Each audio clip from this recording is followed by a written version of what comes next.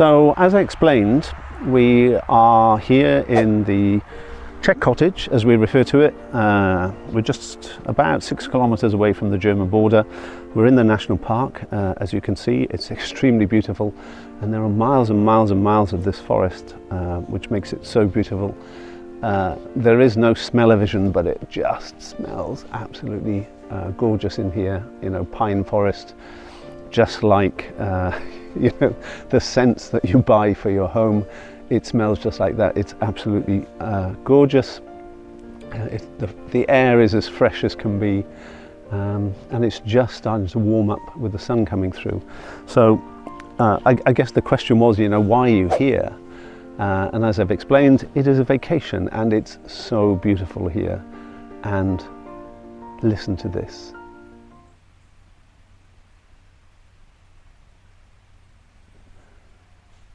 Yes, that's it. Silence. Totally unlike Phnom Penh. No angle grinders, no traffic noise, no tooting, nothing. Just silence. And that's another big reason for coming here. Is I'm sure it affects your mental health in terms of, you know, they often say get outdoors into the countryside, get out with nature. There's something about it, certainly the energy here is just so calming and so relaxing. So that's why we're here. What do we look forward to most?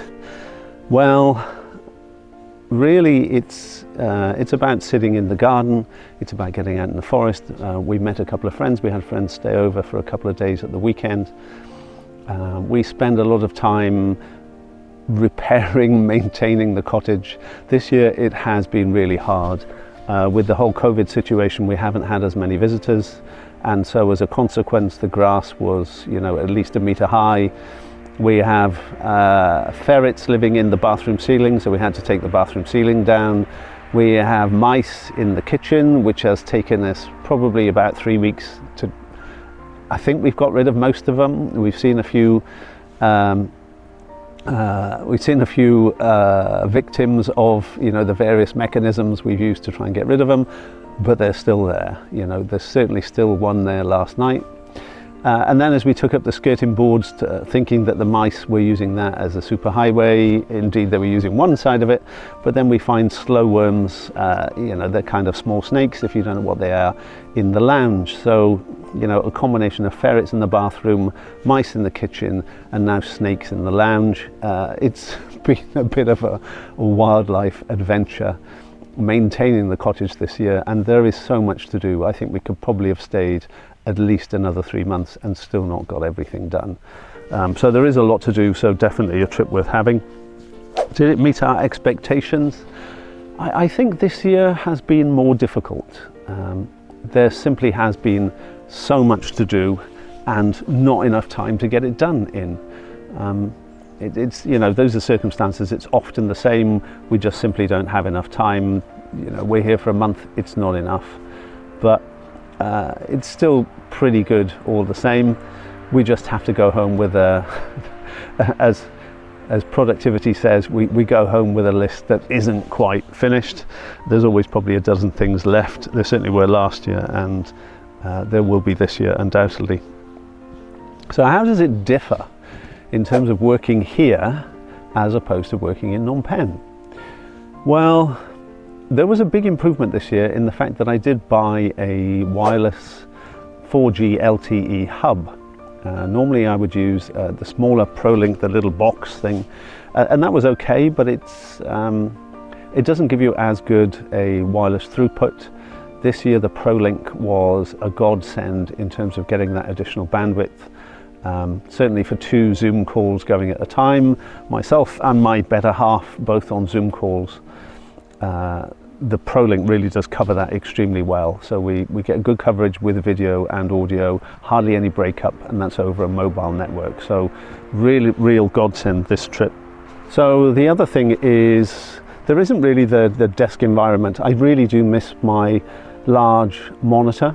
Sitting at the dining room table and working that way isn't as conducive to good ergonomics. You know, the laptop is at the wrong height. I didn't bring my mouse or my keyboard with me, but I have reduced the amount of work I do, so that's probably enough to counterbalance the situation in terms of I work less, I think. I've also changed my working day in terms of I will get up at 6, I will check email. I know there are people who swear checking email first thing is terrible, you should get your one most important task done. But a lot of my important tasks are tied to the email and communicating with clients, given the global nature of my clients. Their time zone is generally not mine. So I do find that email, certainly going through email, assigning actions for doing later in the day is really important to do first thing. So that's email to start, and then I will spend probably 30 to 45 minutes writing morning pages. If anyone's not heard of morning pages before, then I will put a link in the description below. And then I'll kind of move on to the tasks for the day. My calls, I've tried to bunch them all up into a Monday and a couple of calls on a Tuesday.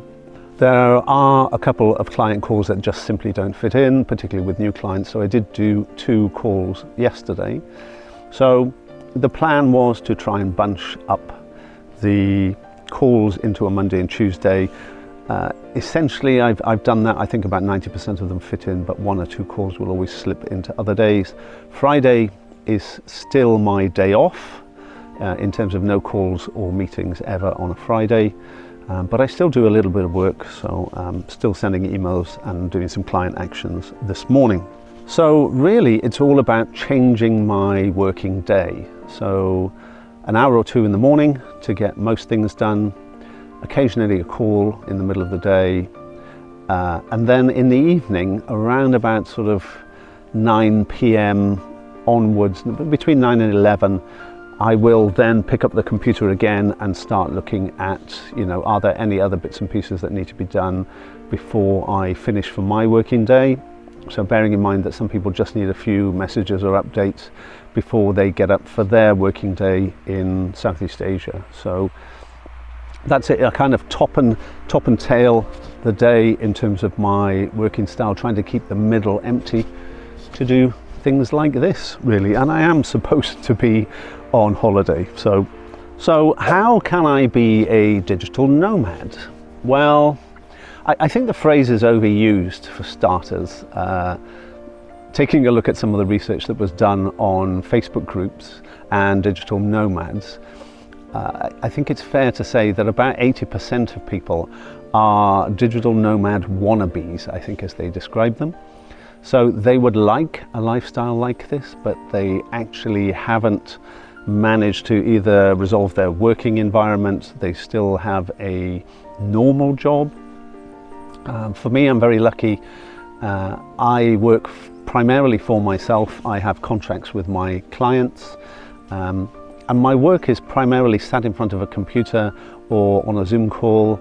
I think I am what I think it was Peter Drucker described as an information worker. So, I use what's between my ears primarily to give that information to my clients for them to take advantage of it. So that allows me, so essentially wherever my head is and there's an internet connection, I can work.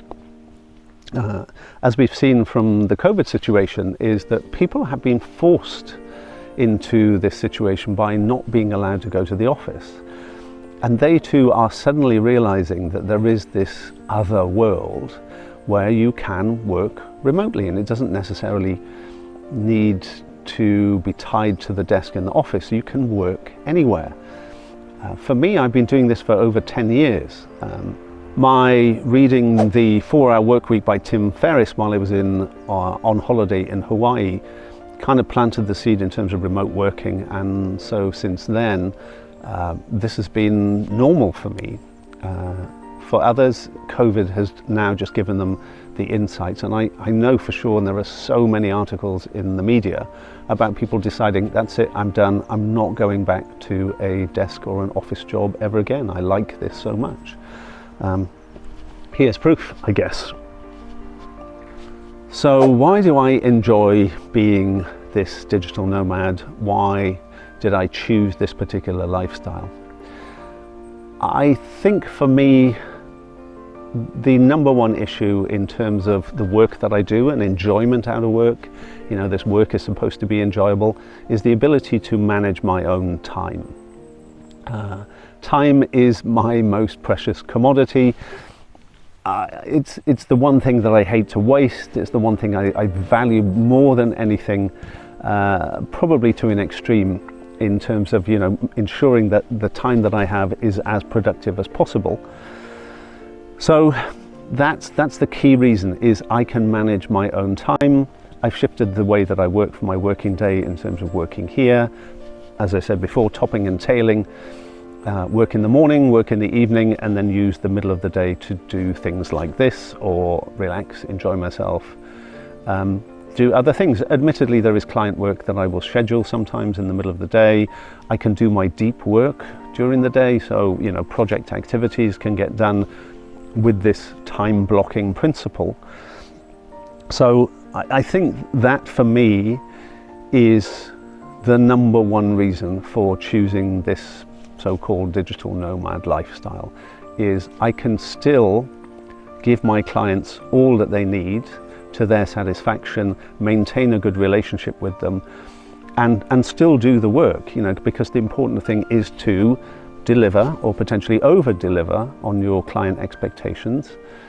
But yet behind the scenes I can go through this particular working lifestyle, this managing my own time, setting my own schedule, that really gives me that balance between work and giving the clients the value that they want, and being able to do what I want and giving me that value. So it's always this balance that is really good for everyone, really. You know, clients get what they want, I get what I want, and everybody wins. And it still surprises me sometimes that you know, individuals and organizations still haven't got this principle in mind, and the fact that it really can be done. It's all about trusting your employees to get the work done, and rewarding and motivating them in such a way that they are able to do that, and they enjoy doing that. You know, there are tales of people who just simply don't do the work. My view is you know, that's not fair on anyone. It's not a good example. But there are ways to do this and do it well, such that everybody wins. And I'm sure, as information workers, this is the way that the technology sector is already going, has been. I think other sectors will follow as well. So what am I working on while I'm here? Generally, I will wind down on as many projects as possible. I will try and close off major chunks of work before I leave. Things that I am working on at the moment, I have a lot of business development and sales related tasks. I've been talking to a client about changing the way that we work together. They have some additional requirements in terms of their marketing and some of the technology and automation that goes behind that.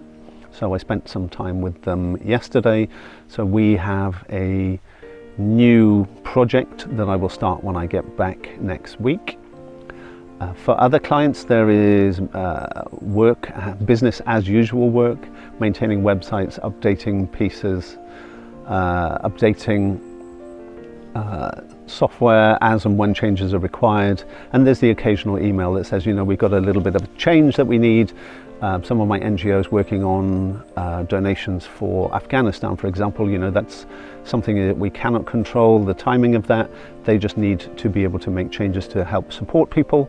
So I have done that work in the background. You know, there's always something that will crop up that needs to be done that is simply not, clients are not able to plan for, and so therefore I have to react to that. But most of the work I will plan in advance, such that I can ensure that the tasks that need to be finished are finished before I leave, and then the tasks, the next project, the next phase of the activity gets started when I get back.